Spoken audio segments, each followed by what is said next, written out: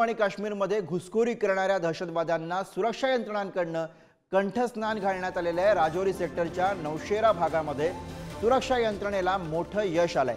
सुरक्षा यंत्रणांकडून परिसरामध्ये तपासाला सुरुवात झालेली आहे।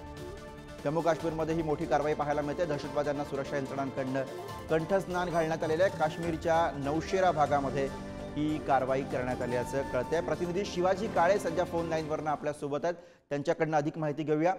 शिवाजी, राजौरा सेक्टरच्या नौशेरा भागामध्ये सुरक्षा यंत्रणेला मोठं यश आलंय।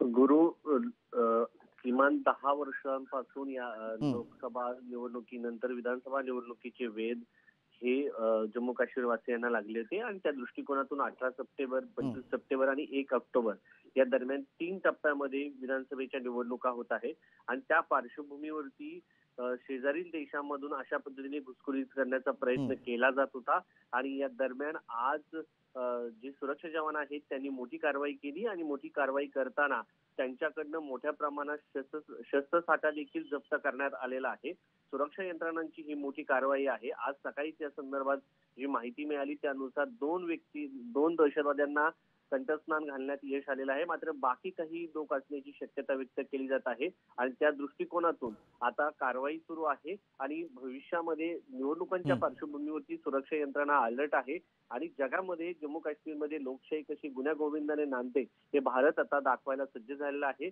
आणि या निवडणुकीमध्ये मोठ्या प्रमाणात सुरक्षा यंत्रणा तयार आहेत आणि त्या दृष्टिकोनातून ही मोठी कारवाई म्हणावं लागेल।